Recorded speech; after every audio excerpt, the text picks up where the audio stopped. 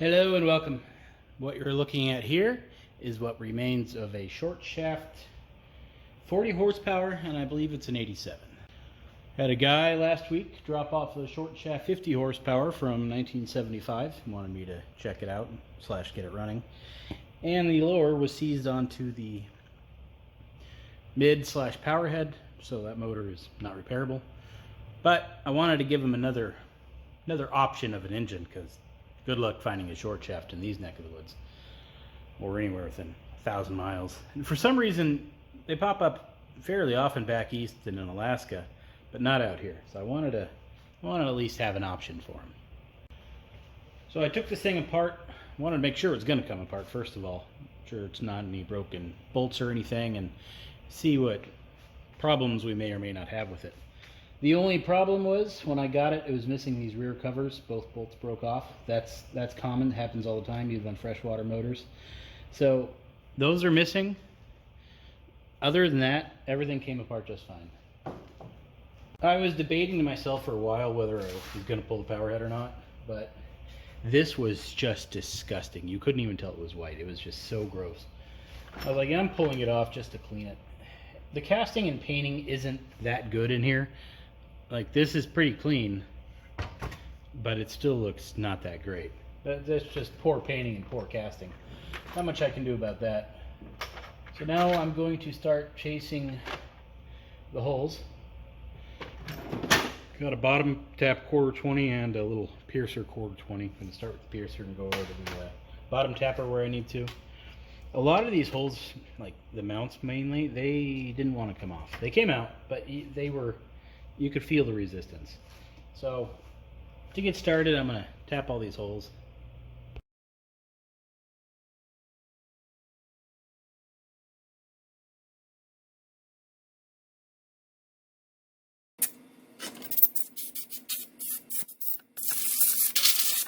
So this kind of gives you an example of how that entire pan looked. These bolts up here, they really weren't just falling out, I guess I'd say. You can tell they've been in there for a long time. So, I mean, this feels fine right now though, so it's probably fine. These are through holes, mostly. I wish more people did this. And we stop having, bolts breaking on us and stuff. A little more chance at life for the outboard. But at the same time, it's pretty easy to screw one of these up, especially if you're using a drill and not a hand tool. Like, it takes a little bit of experience to get the feel of how to start it and make sure you don't cross-thread it. The thing is, without the drill, it just takes forever. In case you're wondering, I lower the torque on the drill down just to make sure that I don't overstrip it. Pretty much if it's not going straight in, the drill's just going to slip, and then I know I'm on an off angle.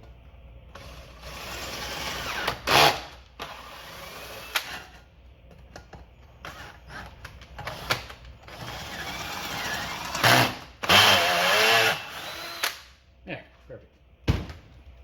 That's all it really takes. I say it's hard to do.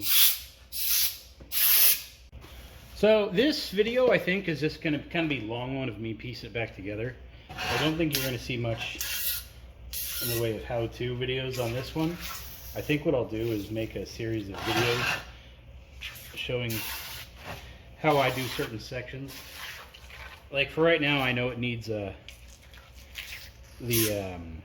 shift and throttle levers. They're completely stuck, so I'll make a video on how I free those up. But see, a lot of people want to they have a problem, they search for it. They don't want to watch an hour video of me doing all this crap. So I think splitting them up like that is a good idea. I do it on the bench here because it cleans my bench at the same time. I really think cleaning these things like I do gives you a better end result of your product. So, you know, when you put the engine back together, it's just not disgusting. You know, like you can touch things, you can look into little crevices, and it just looks good, you know? That's what I really like about doing this. And I, you know, like, it's mostly that I don't want to touch something and just keep my hands covered in stuff. Also, if I drop a screw, I want to see where the screw goes. I don't want to get lost in a pile of leaves and grease and stuff. So cleaning it takes a while, I know, but like I think the end result is better. All right, this is how it currently sits. We have a newly cleaned airbox cover, gaskets, 2 rebuilt carburetors, fuel lines, rebuilt and cleaned primer solenoid, fuel lines coming off of that. We have fixed the shift and throttle rollers to where they actually can rotate again. We've replaced the thermostat pressure relief valve. We have added a fuel pump, removed the VRO, cleaned and tapped the power head holes, cleaned and tapped reamed the holes on the exhaust housing. We have cleaned the lower pan, replaced the water pump, tapped the holes in it, and reamed out the mounting holes. So all in all, we've had quite a bit of work in this thing. I have a power head gasket. It is time to put it back together. All right, let's set the lower pan on here first. There is a bolt that goes in the front corner, this little guy. I'm gonna put that in first because once that power head's on, good luck getting that back in there. Hopefully I don't knock it loose. I'm gonna get the gasket. Gonna apply our gasket sealing compound to both sides to help it stay put when I lower this heavy power head onto it.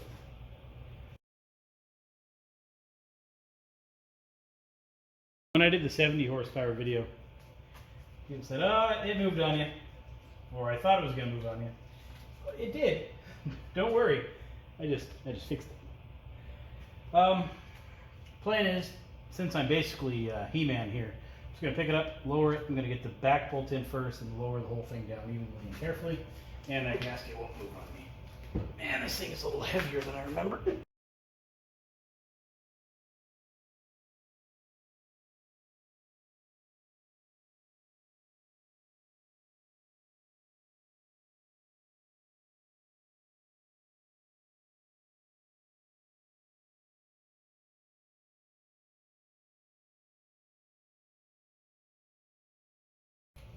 What I wound up doing is taking the power head off again, sticking it to the power head itself, and then lowering the whole shebang on.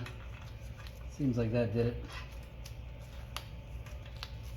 So I'm coating the gaskets, or the screws rather, whatever you want to call these things, and the sealing compound, and then just sliding them on in. Okay, bolts are all in. I'm going to come by and do a quick zap. Get them all closer.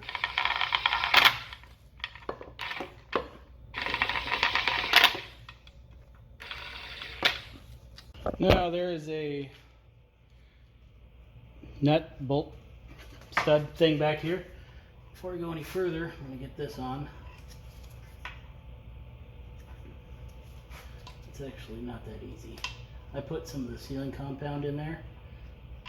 And the theory was I could get it up there and it'd stick for me, twist it with my hand. Worked once, but it didn't grab.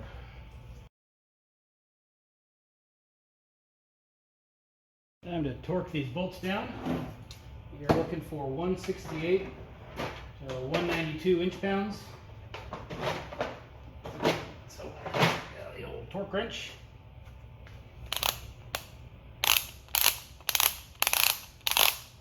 $175, yeah, that sounds good.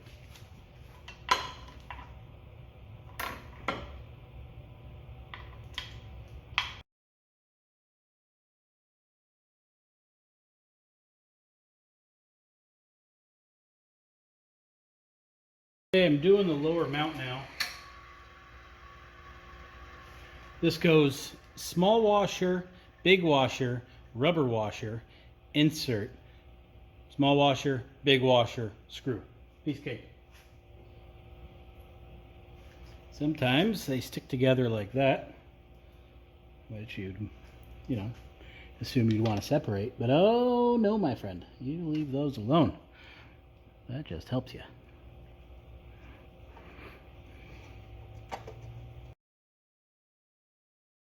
These ones are the fun ones to get to. Let's pry that wiring out of the way. So we have a ground strap here. That means that'll go on top of our nut. Let's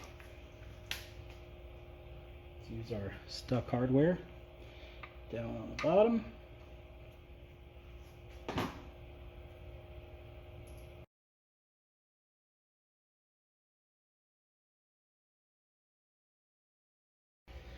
Last one. Now, hardware is coming up. You know what? I'm going to take the top hardware that is stuck and put it on the bottom. Oh, I'm a genius. Alright. I can't really get my hand in there. I just use an awl or a pick or whatever is pointy that'll fit in there at the time. And I center those bolts. Restack the old ones. A little bit of sealing compound on the nut, bolt, whatever it's called. Oops. And in it goes. Now, I cleaned up the washer that was on the top, so this would be all shiny, but I didn't do it on the bottom because I thought that was going on the bottom. So excuse the slightly dirty washer. Now, come back and tighten them all up. And let it sit where it's supposed to. Time to get the lower cowling trim thing back on here. Luckily, on this particular model, it's pretty easy to do. Alright, now I gotta slide the rear on there. When I find where I put it, this puppy should slide in. Turns out that gasket was in upside down. No trouble. Gotta put a little bit of that stuff on that bolt. Oh, that bolt's the worst.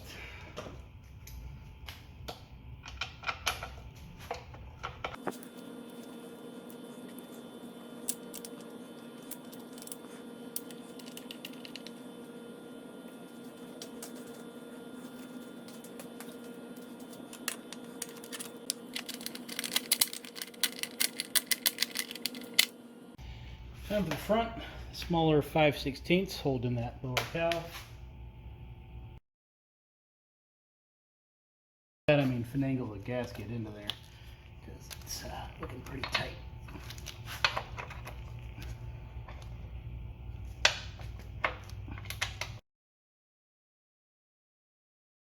Power head is back on. As you can see, I got glove marks everywhere. That stuff washes off with acetone, but oil also gets the stickiness off of it, which means it then rubs right off. At least that's a theory. It ain't coming off now.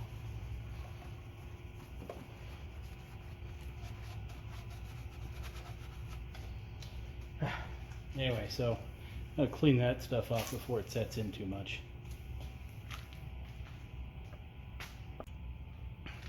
Good progress, I'd say. Fuel's pumped up. Let's turn the water on. Water should start flowing here in a second.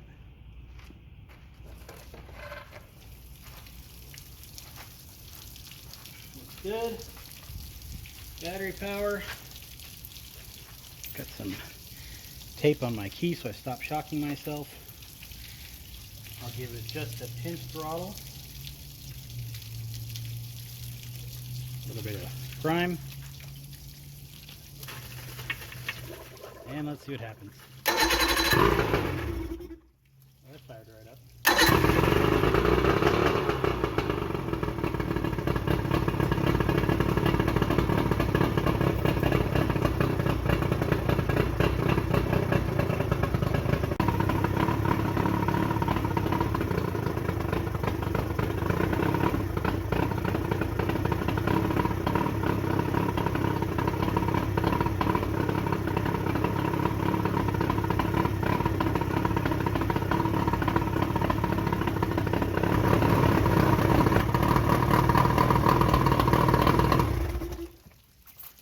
Guy. Can I help you? Sure can. Alright, let it sit for a minute. This is one of the tests I like to do. Drop the keys out of it. That's smart of me. Prove it starts up without any issues.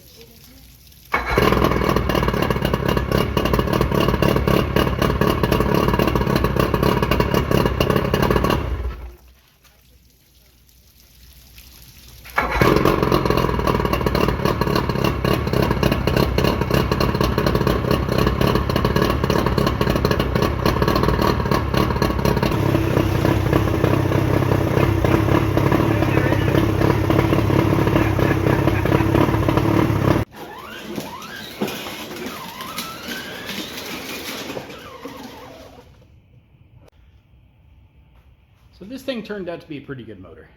I think it has a lot of life left in it, and I think whoever winds up with it will probably appreciate it.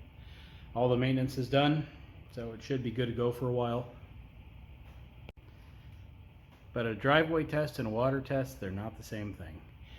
When this thing goes back in the water, the low speed timing and the idle may need to be set and adjusted, which means you're doing all of the linkage adjustments again. Par for the course. That's kind of the problem with selling a motor you can't water test, is you can't make sure it's absolutely perfect for the customer before it goes back in the water. So the customer is still going to have some adjustments to make. Maybe, maybe not. This thing's idling a little high, put in the water, made it idle a little lower. If it idles, we're probably fine. I think having a good idling motor is really crucial, because let's say it idles for a second, you're going to be struggling to start it and get it in gear and get the boat moving to keep it running. Engine needs to idle. It's really annoying when they don't. Want to hear what I've learned or think? You hear that noise? Whoop, whoop. Now we're going to hear it again, but lower.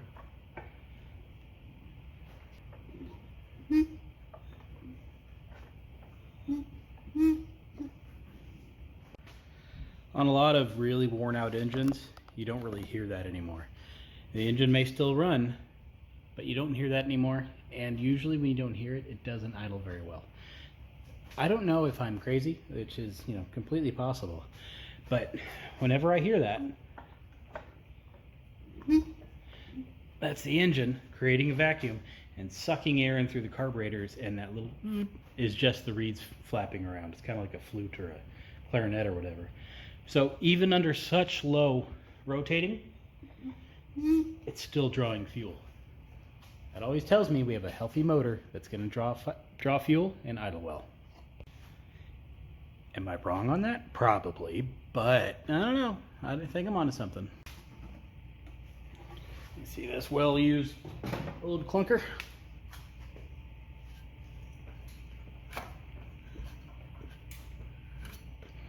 We hear nothing. On the 70s motor, which has some hours,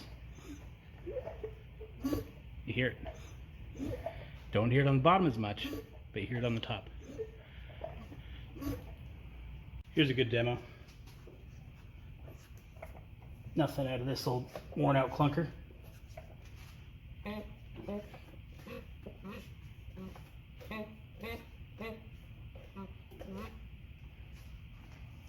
So anyway, I don't know, like I said, I'm probably crazy, but that's something I enjoy hearing. Usually it means I'm getting a nice, good idle out of it. Anyway, gonna send the guy an email. The owner of this engine, and see if he wants this one. So we'll see what happens to it.